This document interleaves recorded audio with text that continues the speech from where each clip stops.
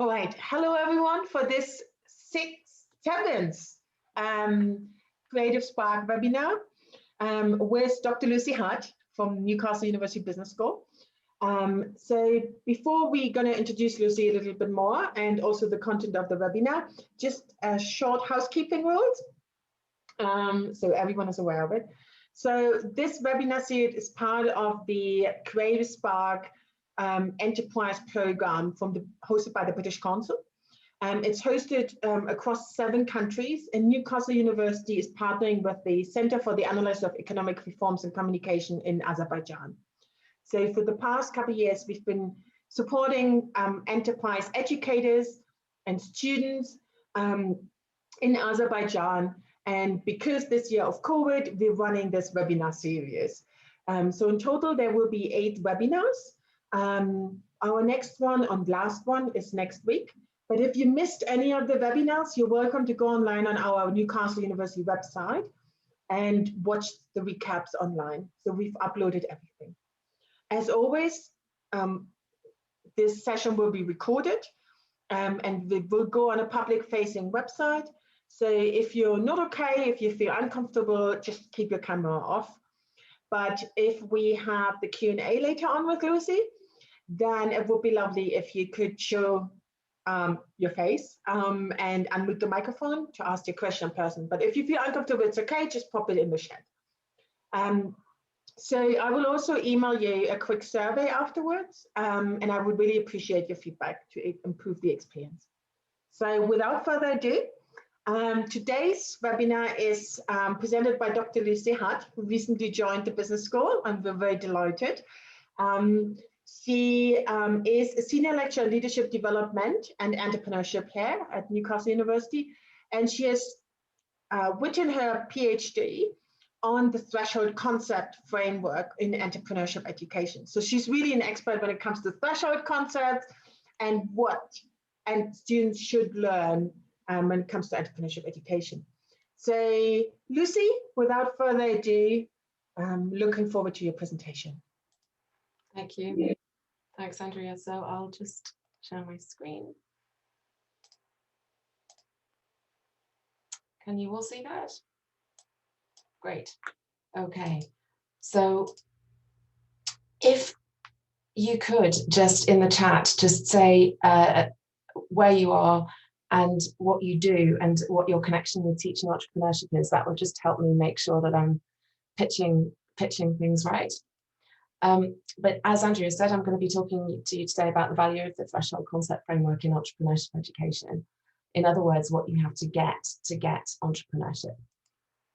So I'll introduce the threshold concept framework. I'll tell you a little bit about the study that I did as part of my thesis, and then I'll show you how I'm applying what I've researched in the development of my own curriculum. I'm going to go quite quickly because I'm trying to fit quite a lot in. But hopefully, and we'll have time in the Q&A for me to go back and spend a bit more time on the bits that you're interested in. So a bit about me. I had 17 years in the private sector after I graduated. I'm a mechanical engineer by first degree, but I've moved a long way from that now. I did production management, recruitment, stuff like that. And then I just switched to academia in 2009, and I got my PhD last year. So when I moved to Northumbria University, which was my first academic position, I was given responsibility for a program called Entrepreneurial Business Management.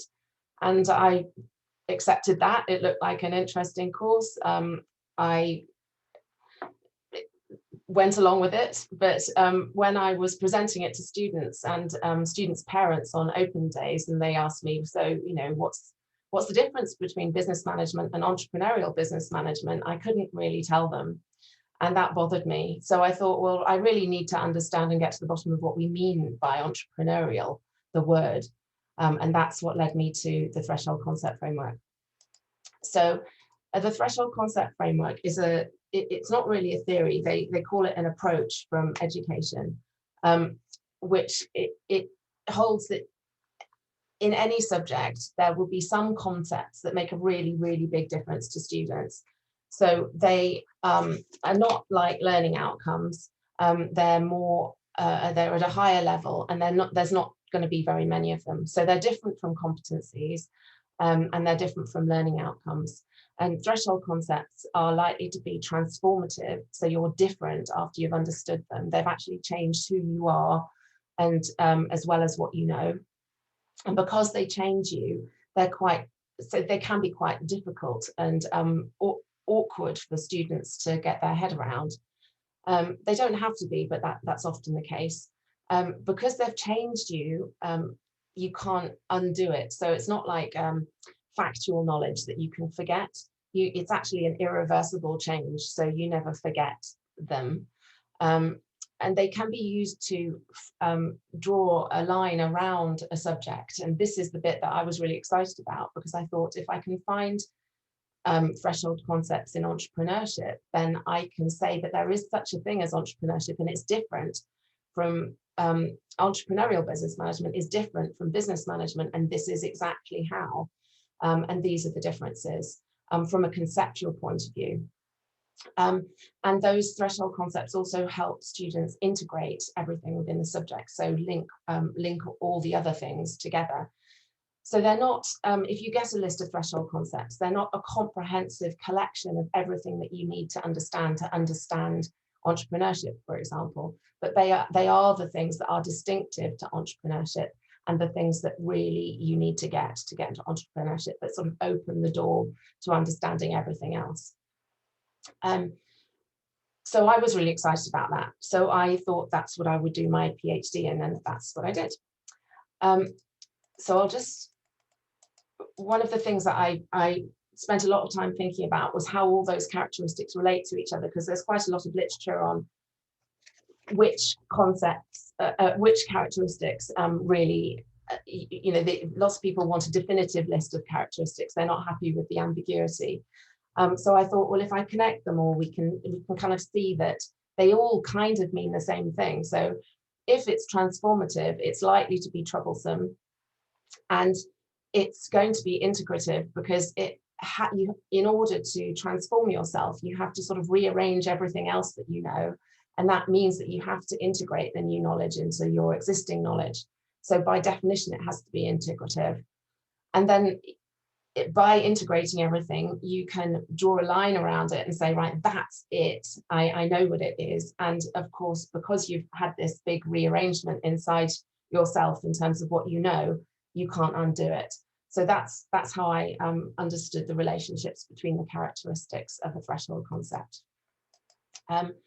And the reason, again, just to in terms of why it's interesting for educators in general, aside from being able to define the subject, which is the first point, no, it isn't, it's the fourth point. It also enables educators to think how they're going to develop their curriculum. Because I don't know about you, but as an entrepreneurship educator, I'm bombarded by things that I have to fit into my programs. And I don't know where to draw the line in terms of, right, is this an employability skill, or, everybody wants a piece of the cake. And it's very difficult to judge where to draw the line and what to include and what not to include. So threshold concepts seem to me like a really efficient way of deciding where to start from. So if I get my threshold concepts in my curriculum, I know that I'm going to be delivering entrepreneurship education, and everything else, if I can fit it in, great. But if I can't, I'm not as worried as I would be, because I know I've got the threshold concepts. So it means that you're not trying to fit too much in. It means that you're fitting in the right things. It also helps you understand where learners are likely to get stuck and find difficulty in the curriculum, so you can concentrate and put a bit more attention in those areas. And it allows you to be really clear about what it is that you're teaching and how it's different from other things. And that's really helpful, I think, for educators and students. So my research study was to use this framework to inform approaches to entrepreneurship education in higher education. I didn't know when I started if I was going to find any, because part of me thought that entrepreneurship was about venture creation, and it wasn't about pedagogy. It wasn't about the subject matter, it was all about the outcome. And so we called it entrepreneurship when it resulted in a new venture, but actually the subject wasn't different. So I was in two minds about whether I was going to find any, but what I did was I spoke to entrepreneurs, entrepreneurship educators, and students of entrepreneurship. It was a variation of transactional curriculum inquiry, and I called it a stage stakeholder curriculum inquiry because I didn't get everybody together. I did it in stages, and I asked each of those what they understood by entrepreneurship. So I asked entrepreneurs what they thought was different about the way they thought. I asked educators what they thought students needed to understand entrepreneurship, and I asked students what they understood by entrepreneurship. So here's the study design. I used a Delphi survey with the entrepreneurs, and semi-structured interviews with educators, and concept mapping workshops with students. And this is what I found. So I found a collection of threshold concepts, and I'll go through those one by one, just so that you can get an idea of what I found. So the first one is entrepreneurial agency. Now this is related to Bandura's work on human agency and self-efficacy, and also Colin Jones's work on self-negotiated action. So when an individual sees the world through this lens, they can see themselves as somebody who is capable of creating value. And one of the quotes that I felt illustrated this was, an entrepreneur will say, there's something I want to change, I'm going to find a way of doing it. So not only do I believe it, not only do I spot something that I want to be different, I'm the person to make it different. And that's different from somebody who isn't thinking like an entrepreneur, who spots the thing that needs to be changed, but expects or just leaves it, thinks that it's somebody else's job. And so this seems to be a really important one for educators and students, in terms of shifting students from especially in an educational environment where they've perhaps been a bit more passive, a bit more responsive, to putting themselves in the driving seat and thinking, right, it is up to me. The second one is context is opportunity. So this is linked to some work of Barron, where it's about recognizing opportunity. So looking around you, wherever you are, you will see opportunity for value creation. So a quote here, you join the dots, you see connections, you see your own pathways that other people just don't see. And so you're continually, when you're thinking as an entrepreneur, you are seeing opportunity in every circumstance, in every context. The third one is context is resource. So not only are you surrounded by opportunities, but you're surrounded by the potential to realize the value in those opportunities. And sometimes you see resource before you see the opportunity. So it relates to effectuation and Sarasvathi's work on effectuation. So, you don't know what to have for supper. So you open the cupboard, you see what you've got, and you make your dish with the ingredients in the cupboard. You don't think, I want a lasagna. What do I need to make a lasagna? Have I got that? So you're starting from the other end. And the picture here is a decoy duck, where a moorhen has made a nest on the back of the duck. So rather than, I think the decoy is meant to put birds off. But what this moorhen has done is actually not only not being put off, but decided it's an excellent place to build its nest. So it's turned its context into a resource. And the quote here is from an entrepreneur that I interviewed. So she said, so if we come up against a problem, a lot of people are like, oh my God, that's terrible. What are you going to do about that? And she said, there's always an option. There's always an option. You can choose to pull back. You can go over here. You can do this. You can do that. There are so many options. And it's really nice when you get someone who's younger who says, this is terrible. And you go, well, we can do these 4 things. And they go, can we? So it's about that realizing that, everything's possible. You've always got what you need. And then we moved on to this idea of risk and failure and entrepreneurial thinking. And and I wrestled with these a lot. So this was my way of combining all of those things and explaining how entrepreneurs see this differently. So rather than seeing a risk as something to be mitigated or avoided, entrepreneurs seem to see risk as a part of their context, and something that potentially is a good thing in terms of the fact that if it is a risk, it's probably got an opportunity associated with it. So if they're prepared to take that action that other people might not, then they're going to have an advantage. So it's a different way of seeing risk as not a bad thing or a good thing. It's just a thing, and it might be a sign that there's an opportunity there. And so the quote here was, you have to have the right kind of mental approach to engage with stuff. That includes being able to deal with uncertainty and take risks, but also seeing the really positive sides of what entrepreneurial activity can produce. So it's a very optimistic mindset, a very resourceful mindset.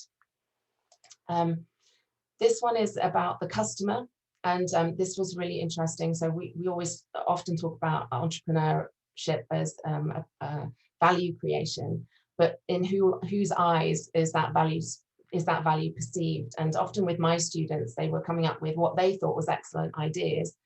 They were reluctant to share them with each other because they didn't want the idea to be stolen, but they were also reluctant to share that idea with their potential target market because they didn't want them not to like it. They were scared it was going to be rejected. But really, the only person who matters is the customer. So it could be an economic value or a social value or environmental value, but really the only person who can decide whether it has value is the person that you've created it for, not you. So however much value you think you've created, it doesn't matter. It's got to be the customer that decides. So the quote to illustrate that is, it's the whole thing of, it isn't what you think though, it's what your customer perceives. And that perception is so vital. And they go, yeah, but they might be wrong. Yeah, but they've got the money. They're going to buy it. And if they buy it for the reasons that they want to, that you don't understand, you've got to start understanding your customer. There's my tea. Thanks very much. Oh, it's actually coffee. Yum. Right. So then we move on to entrepreneurship is practice. So this is the last one. And this, I guess, in retrospect, should have come first. So this is this idea that entrepreneurship isn't only practiced by entrepreneurs. Entrepreneurship is a way of doing stuff that anybody can do when they choose to, if they understand what it really means.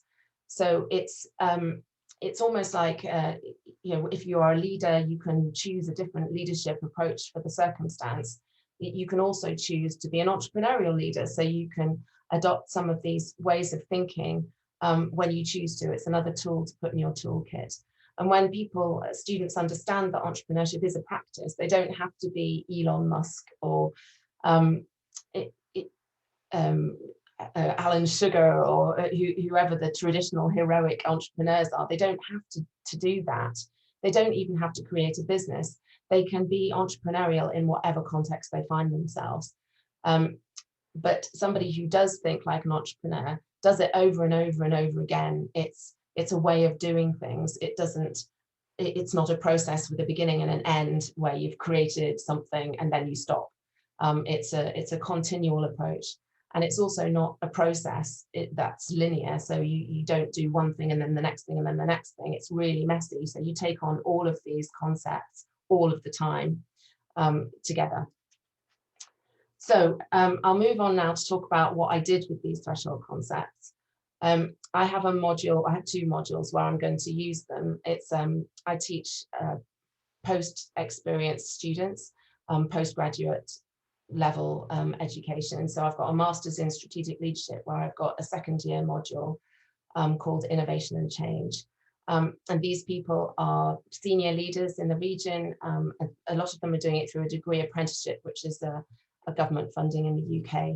And it's also accredited by the Chartered Management Institute. So we've got some other professional bodies that we need to keep happy. These are the module aims.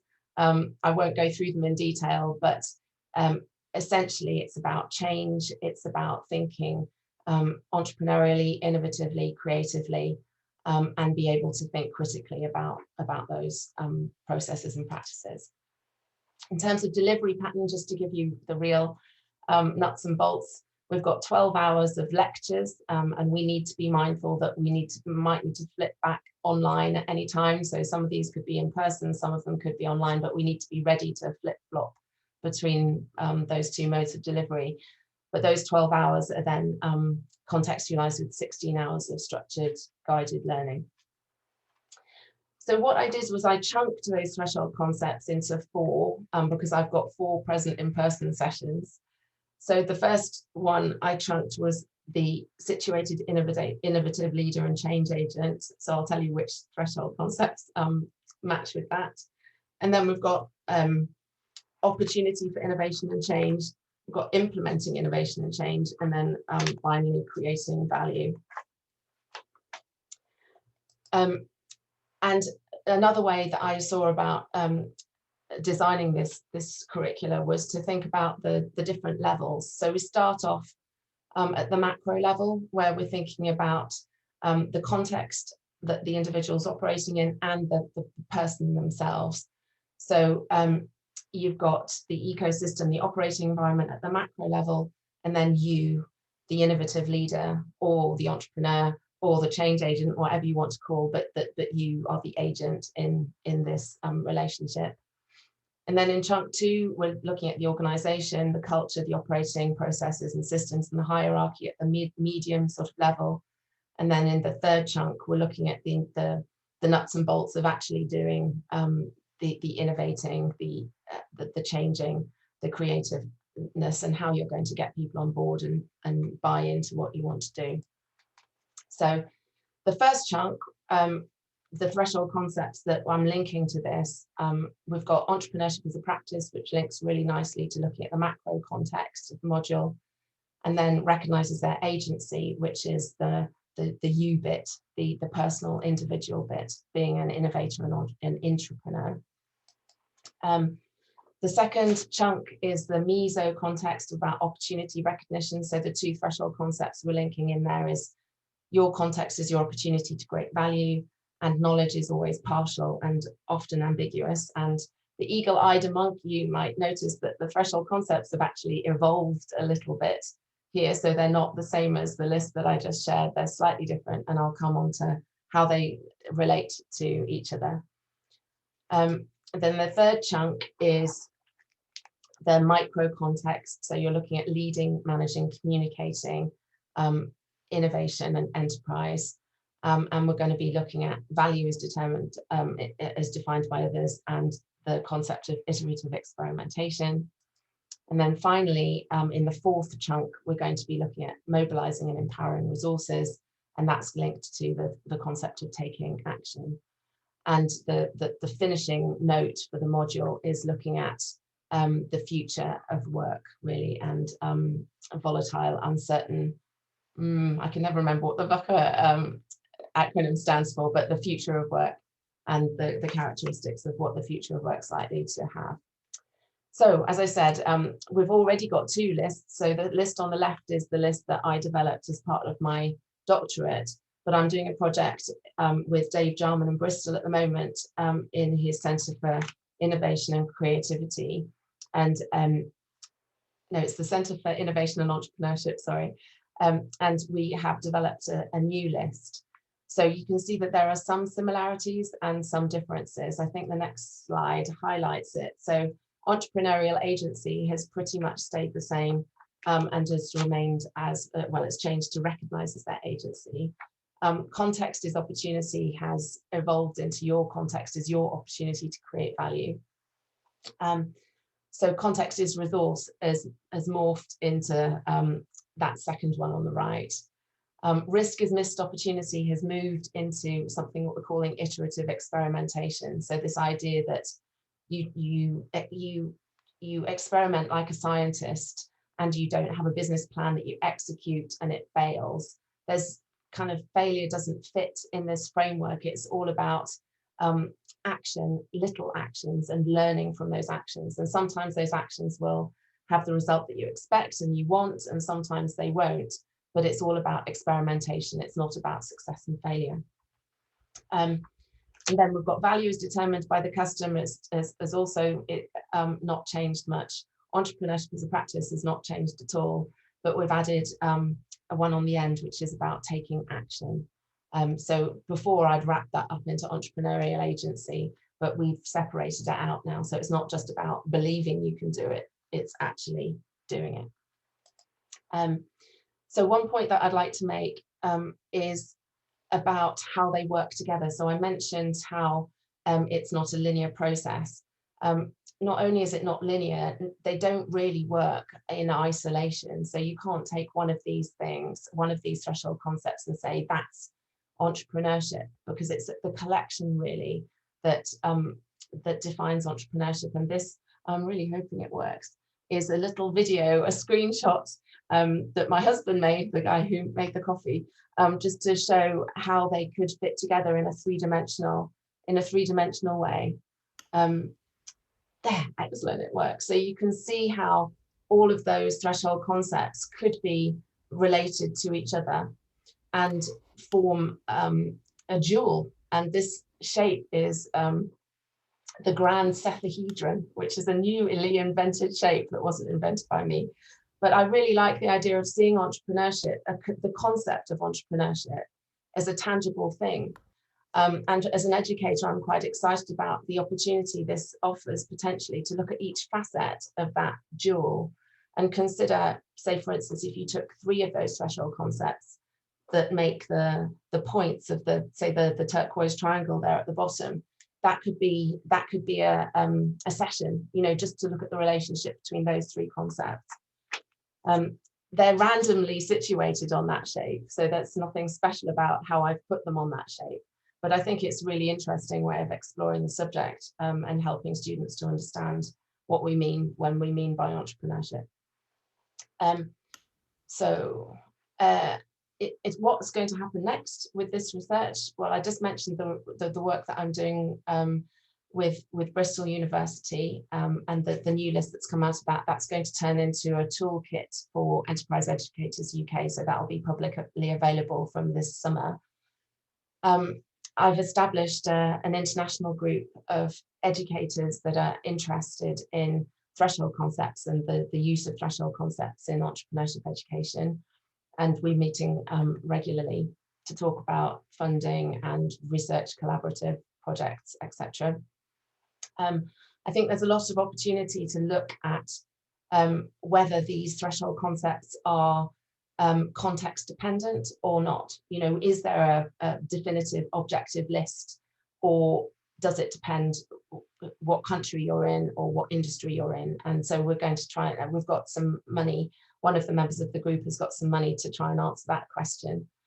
I think there's huge potential to look at using the threshold concepts to integrate an entrepreneurial approach into new contexts and other disciplines. So when you're asked by the geography department to do an enterprise module, these I think could be hugely valuable in integrating entrepreneurial thinking into a subject without having them call it enterprise even. We can get away from using the word.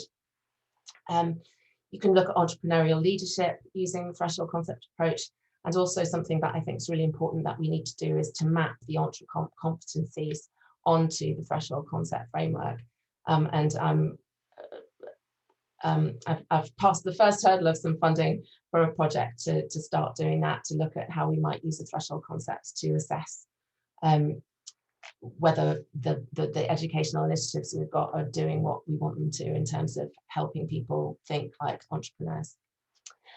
So that's the end of my presentation. That was a bit of a whistle stop tour. I hope it wasn't too quick, but I wanted to leave some time for questions, and I'm interested to hear what you think. So I will stop sharing my screen and then we can have a chat. Thank you. Right, so we just open up the floors. It's a small group today. So if you have any questions, if you have any comments, feel welcome. Judith. I always have a lot of I know, so maybe first give the floor to the newcomers, and then I'm happy. I have the questions on my notes. No pressure on Karen then. Oh, no pressure. She's my supervisor, so yes. I think it's very interesting. Actually, I would like to, if you are going to do a next session or webinar or whatever about the mapping, I'm very interested. And for me, was super cool to see this three-dimensional steps to have more tangible the factors, because usually for entrepreneurship mindset, everybody can mention like leadership or having intuition or etc., and it's more like something that you can develop or you can just burn with it. But I really like it, the presentation. Thank you. Thank you. Well, that was one. Checking, following your LinkedIn and checking what else I can absorb from your knowledge. Yes, do please. I'm really interested in collecting people that like this, because when I found it out, it really was like, oh wow, that's amazing. It's so exciting, because I find the Entrecomp is so thorough, but it's so enormous. And also I don't like being mixed up with employability development and graduateness and the whole purpose of higher education. And because I do think there is something different about entrepreneurship and enterprise, and the risk is that it just gets muddled up and everybody thinks that it's the same thing, and then it loses its identity, and then I've lost my identity. So I you know, when we talk about teaching leadership, yes, that's very important, but that's very important for everybody in any subject discipline, and it's also important for entrepreneurs and enterprise, but we can't claim it as ours, you know. So I really wanted things that were distinctive, that we could say, yes, that's ours. Yeah. And when you're doing that, you're thinking like an entrepreneur. And so I'm glad you like that. Thank you. Thank you. Judith? Yeah, so maybe because this iterative experimentation is a change, and I was thinking, because there are a lot of literature now about agile action. So for me, it was very similar to agility, like and in the agile, for me, what the most important is this reflection. To stop, reflect, learn, and they make it in short. So like this iterative thing. So that's something which I was just thinking about. That what do you think about it? Yes, definitely. I think that's where all the design thinking stuff comes in really well. So, you know, the business model canvas and the lean startup and agile, yeah, that all fits into, you know, fail quickly, fail fast, fail small. But the word failure is so loaded, isn't it? It's such a negative word. And it's not really failure in this context. So for instance, I was thinking, well, what would be failure? Well, I was thinking, if I was conducting a scientific experiment and some of my chemicals got contaminated, then that would be bad laboratory practice. And so that would be, I could call that a mistake. And I'd have to start my experiment over again. Having said that, that's how penicillin was discovered, wasn't it? You know, that was a mistake. That was bad laboratory practice. So I think it's some failures it's harder to see what's good that comes out of them than others. But if from an entrepreneurial perspective, you're rarely going to be doing something like a scientific experiment, are you? It's going to be much more discursive and participative and gradual and qualitative. So there's always going to be stuff to learn, and it might be a very subtle shift in your direction that makes a big difference. But yes, all of that iterative thinking. Failure doesn't seem to be the right word for me in that context at all. I feel much happier about experimentation. And risk also doesn't seem to work for entrepreneurs either, because it's not perceived in the same way that people who don't think entrepreneurially perceive it. So entrepreneurs don't, it's not that they, and then people start comparing it with gambling risk or physical risk. You know, it's not like jumping off a cliff. That you get lots of entrepreneurs that don't like jumping off cliffs, you know, but they'll take entrepreneurial risk. So perhaps that's not risk. I think that's just about iterative experimentation. You know, it's about trying things out. But it's not reckless. It's the opposite of reckless. You know, it goes back to what you said about reflection. You know, it's being very, very conscious and mindful of what you're doing and why you're doing it, and then also very open during that exercise to what it's telling you, and then taking that into account and making a choice about whether you're going to act on it or ignore it, or you know, what you're going to do with it. Maybe a personal question to you, Lucy. Have you noticed the transformation in yourself regarding this changing? Well, it's funny because I know you're really interested in do you have to the qualities of an entrepreneurship educator, and all the way through this I was always thinking to myself, why aren't I an entrepreneur? You know, what's stopping me from being an entrepreneur? You know, I spend all day every day telling my students, you've got to do this, you've got to do this, you know, and why don't I take some of my own medicine and create value? And then I'm thinking, well, actually I am creating value. You know, these ideas I think are valuable, and well, hopefully it's up to you to determine. But if I find an enthusiastic audience, then I can say that they are perceived to be of value to other people. So it's in terms of me changing, I don't think I'm changing. I'm just sort of making sense of myself, I think. I think I've changed in that I don't feel obliged to create financial value in the way that I thought I might have had to prove that I was thinking entrepreneurially. But I think I'm making sense of my instincts or my natural tendencies in a theoretical way now. And I can see which of these threshold concepts come to me more naturally and which ones don't come to me that naturally. Can I ask you as well, Lucy? Two questions. The first one is, was there a threshold concept that you really wangled with, that you wanted to include, but it didn't really fit, and you really had to think long term what you do with it? And then the second one is, so I'm thinking about, you have your learning outcomes, right? Let's say you take over a module, or you have a module already you're teaching, right?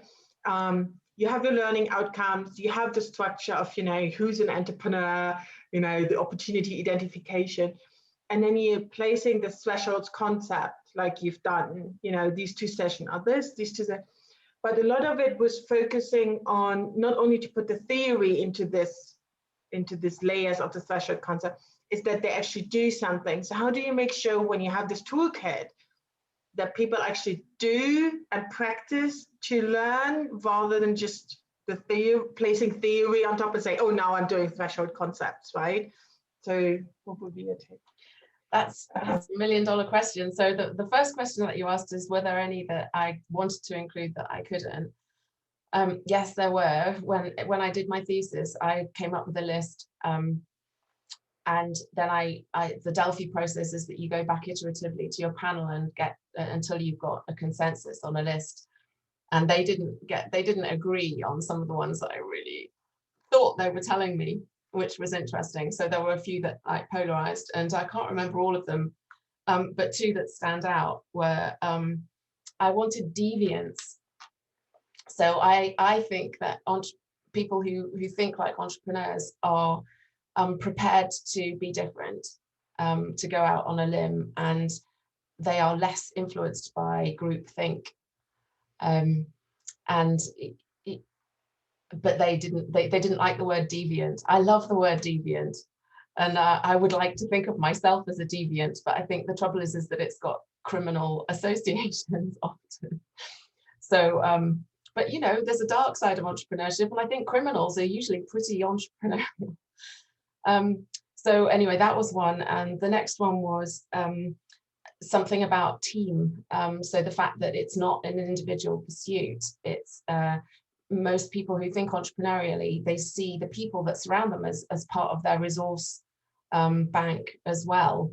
And they draw on that network really competently and really effectively. And, you know, all these people that I interviewed, they all said, you know, their first instinct is to think, who do I know? Who can I ask this question of? And to work collectively. But that one didn't get through either. So those are the two. And then your second question was about assessment and how we're going to know that people aren't just pretending that they've got it. And we're working on that. That's going to be part of the toolkit. And Dave Gelman's got some really cool ideas about observable behaviors and things like that. So we're kind of separating. The concept mapping exercise was really powerful in that you can get inside students' brains and find out what they understand outside of an assessment context, because an assessment context is filtered. You know, your students are going to instantly start telling you what they think you want to hear and what the right answer, and give you the right answer rather than what they have really internalized. So concept mapping was a really good way of finding out what they understood, but you can't assess students on it. So there's kind of two jobs. There's one job is like, what do we, as part of our framework, we've developed, so for each threshold concept, we've developed a description of it, what it means in practice, what it means in theory. And then we're developing these sections. One is called what it looks like when students get it, and what it looks like when they don't quite get it. And so that's a collection of the observable behaviors that educators can use to do like a health check, a sense check on whether their students are really getting the threshold concept or not. And I think that will be incredibly useful. But then we also need to think about what that means for assessment, you know, in terms of ticking the university quality boxes. But I think they're both important, and they need lots of attention. Are very difficult questions.